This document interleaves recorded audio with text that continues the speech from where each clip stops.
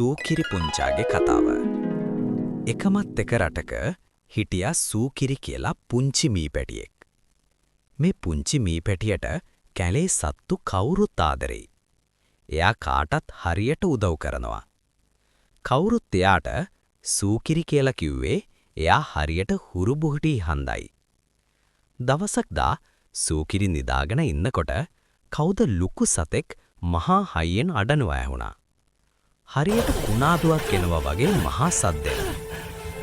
සූකිරි ගුහාවෙන් එළියට ඇවිත් කවුද අඬන්නේ කියලා හොයලා බැලුවා.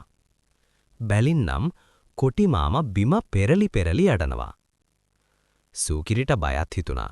ඒත් එක්ක හෙමී හිට කොටි මාමා ළඟ කිට්ටු වුණා. කොටි මාමා උගුර බදාගෙනයි අඬන්නේ.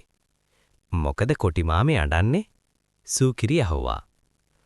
අනේ සූකිරි පුතේ මගේ උගුරේ මස් කටුවක් හිර වුණා.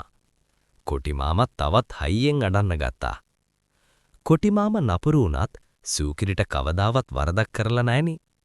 සූකිරි ටිකක් වෙලා කල්පනා කළා. ඊට පස්සේ කොටි මාමගේ ඇඟට නැග්ගා. කොටි මාමා බිම පෙරලි පෙරලි හිටියේ හින්දා ඇඟට නගින්න ලෙහෙසි. සූකිරි ඉක්මනට කොටි මාමගේ ඇඟ දිගේ ගිහින් කට ඇතුළට රිංගුවා. ඇත්ත නේනම් මස් කටුව හොඳටම පේන්න තියෙනවා. සූකිරි ඉක්මන් කරලා මස් කට්ට එළියට ඇද්දා. තවත් හයියෙන් ඇද්දා.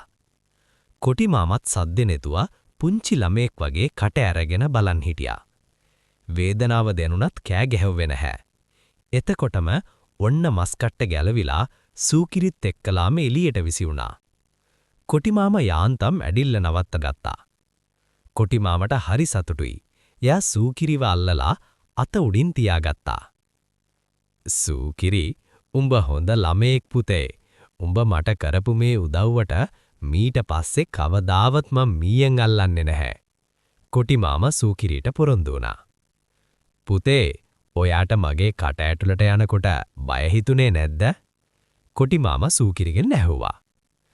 මම හොඳ ළමෙයිත්නේ. හොඳ ළමයින්ට කවුරුත් කරදර කරන්නේ නැහැ. සූකිරි එහෙම කිව්වත් කලින් නම් තරමක් බයෙන් හිටියේ. ඔව් හොඳ දරුවන්ට කවුරුවත් කරදර කරන්නේ නැහැ. කොටි මාමා කිව්වා.